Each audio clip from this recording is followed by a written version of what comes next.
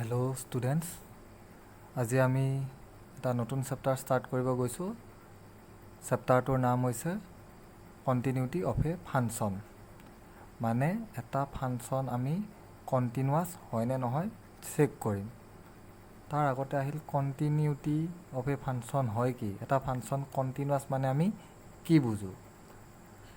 চিম্পুল ভাষাত যদি আমি ক'বলৈ যাওঁ, যিবিলাক ফাংচনৰ গ্ৰাফ আমি উইদাউট ব্ৰেক বা পেনটো তুমি নুঠোৱাকৈ যদি আঁকিব পাৰা, পেন বা পেঞ্চিলডাল যদি তুমি একেবাৰতে আঁকিব পাৰা, সেই ফাংচনৰ গ্ৰাফটোকে কোৱা হয় কণ্টিনিউৱাছ গ্ৰাফ। এতিয়া যিকোনো এটা ফাংচনৰ গ্ৰাফটো কণ্টিনিউৱাছ হয়নে নহয় সেইটো আমি চেক কৰিব লাগে।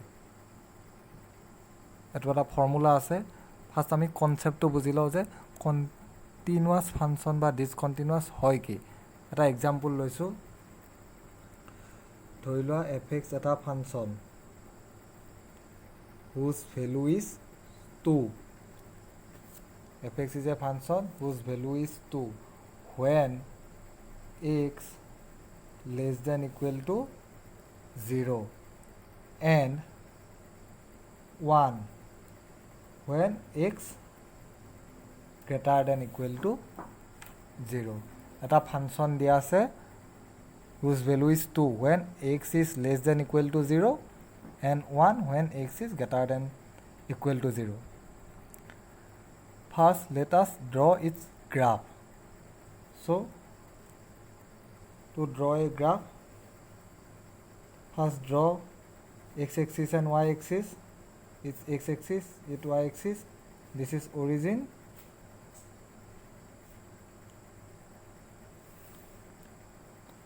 ঠিক আছে। So কি দিছে, f(x) is equal to 2 when x is less than equal to 0. 0তকৈ সৰু হ'লে ধৰি লোৱা এইটো 1, এইটো 2.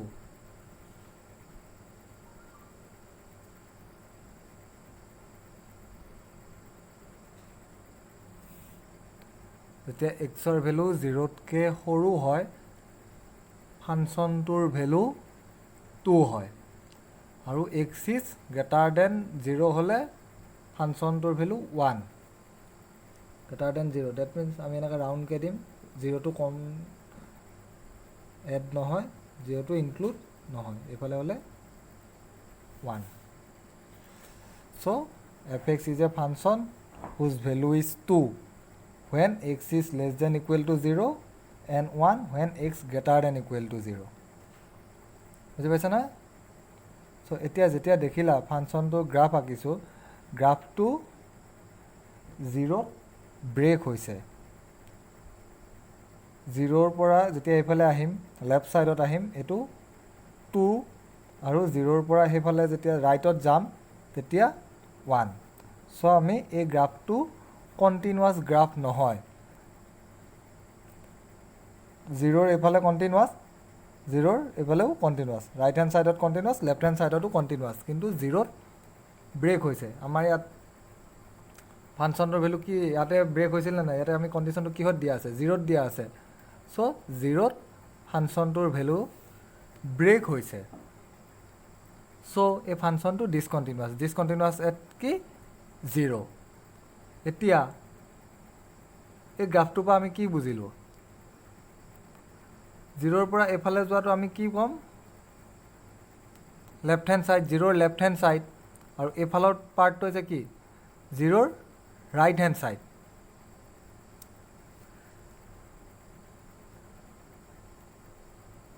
ইয়াত আমি কি কনচেপ্টটো আহিব? লিমিটৰ কনচেপ্টটো। 0ৰ পৰা যেতিয়া এইফালে হ'ব, লেফ্ট হেণ্ডত হ'ব এইটো আমি 2 হয়, আৰু 0ৰ পৰা ৰাইট হেণ্ডত হ'লে 1 হয়। চ' ইকুৱেল হ'বলৈ হ'লে কি হ'ব? মানি লোৱা 0তকৈ 0 নিগেটিভ, আমি যদি 0 নিগেটিভ বুলি লিখোঁ, limit f(x) 0 x tends to 0 negative, 0তকৈ জাষ্ট সৰু। এতিয়া 0তকৈ জাষ্ট সৰু হ'লে f(x)ৰ লিমিটিং ভেলু কি? 2, আৰু 0তকৈ ডাঙৰ 0 positive, limit x tends two যদি 0 পজিটিভ হয় তো fx x tends to 0 plus মানে কি 0তকৈ জাষ্ট ডাঙৰ 0তকৈ জাষ্ট ডাঙৰ হ'লে 1 হয় চ' ইয়াত ইকুৱেল হোৱা নাই কাৰণে ফাংচনটো ডিছকণ্টিনিউৱাছ ত' কণ্টিনিউৱাছ হ'বলৈ হ'লে আমাৰ কি হ'ব লাগিব left hand limit is equal two right hand limit হ'ব লাগিব এইটো কণ্ডিশ্যন ঠিক আছে এইটো নেচেচাৰী কিন্তু এইটো ছাফিচিয়েণ্ট হয়নে নহয় আমি চেক কৰিব লাগিব এইটো এটা ফাৰ্ষ্ট এইটো লেফ্ট হেণ্ড লিমিট আৰু ৰাইট হেণ্ড লিমিট ইকুৱেল হ'বই লাগিব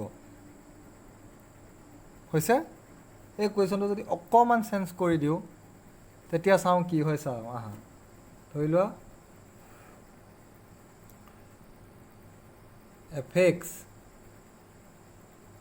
1 when x not is equal to 0 2 when x is equal to 0 একটা কুৱেশ্যন অলপ বেলেগ কৰি দিছোঁ fx to 1 when x is not is equal to 0 fx is equal to 2 when x is equal to 0 ঠিক আছে এতিয়া যদি ইয়াৰ গ্ৰাফ আকৌ কেনেকুৱা হ'ব এইটো x axis this is y axis ঠিক আছে 1 when x is not is equal to 0 মানে 0তকৈ ডাঙৰ বা সৰু হ'লে মানে গ্ৰেটাৰ দেন 0 আৰু লেছ দেন 0 হ'লে ই সদায় 1 হয় ধৰি লোৱা এইফালে এইটো 1 0ত ইনক্লুড নহয় আৰু যেতিয়া 0 হয়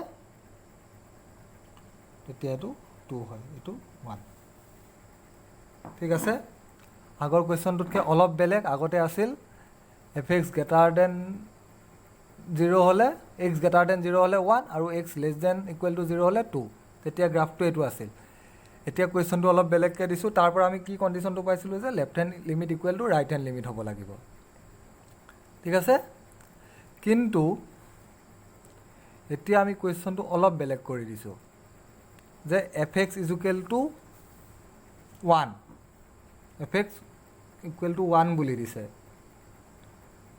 কেতিয়া যেতিয়া when x is not equal to 0 আৰু fx is equal to 2 when x equal to 0 যেতিয়া আমি ইয়াৰ গ্ৰাফ আঁকিম x not is equal to 0 means xতকৈ ডাঙৰ বা সৰু হ'লে fxৰ ভেলু সদায় 1 হয় ইয়াত 0টো ইনক্লুড হোৱা নাই আৰু x is equal to direct 0 হোৱাৰ লগে লগে y ভেলু fxৰ ভেলু 2 হয় ঠিক আছে আগৰ কণ্ডিশ্যনটোত আমি left hand limit equal to right hand limit পাইছিলোঁ এতিয়া এইটোতো তোমাৰ left hand limit equal to right hand limit হৈয়ে আছে 0তকৈ ডাঙৰ আৰু সৰু হ'লে ভেলুটো সদায় ছেইম হয় হয়নে নহয় কিন্তু তাৰ লগত কি হ'ব লাগিব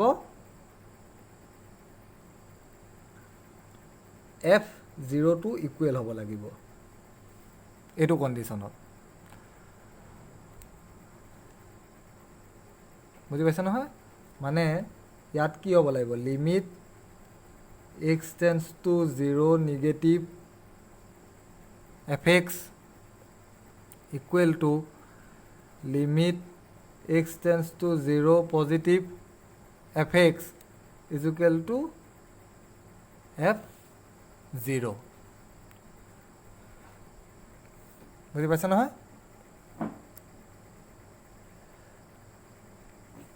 মানে আমি তাৰ সামাৰিটো কেনেকৈ দিব পাৰোঁ a function is continuous at x is equal to c if limit x tends to 0 negative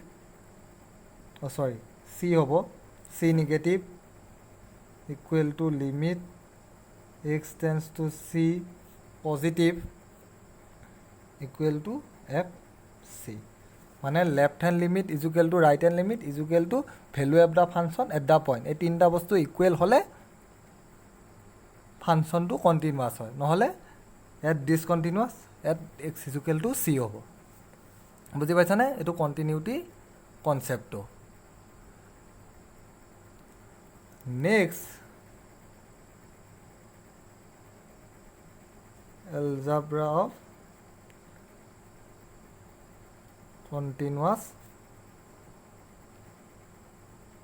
function. যদি দুটা function f n g r two continuous function, দুইটাই যদি কন্টিনিউয়াস হয়, দুটা ফাংশন f আৰু g যদি দুটা কন্টিনিউয়াস হয়, তোমাৰ continuous function at x is equal to c, then f plus g is continuous at x is equal to c, f minus g is continuous at x is equal to c হ'ব। next f into g is continuous at x is equal to c, next f by g is continuous at x is equal to c। এইকেইটা মনত ৰাখিলে হ'ল, simple. চ' এটা ফাংচনৰ কণ্টিনিউটিৰ কথাটো গম পালে, এটা ফাংচন কণ্টিনিউৱাছ হ'বলৈ হ'লে কি হ'ব লাগে, এই কণ্ডিশ্যনটো ফুলফিল হ'ব লাগিব। মই ইয়াত জাষ্ট কনচেপ্টটো দিছোঁ, আমি নেক্সট ভিডিঅ'ত কণ্টিনিউটিৰ প্ৰব্লেম কৰিম। ঠিক আছে, বস্তুটো বুজি লোৱা। আমি নেক্সট ভিডিঅ'টো যেতিয়া ষ্টাৰ্ট কৰিম তাত আমি ডাইৰেক্টলি প্ৰব্লেম কৰিম, এই কণ্ডিশ্যনটো ইউজ কৰিম আমি। ঠিক আছে, থেংক ইউ।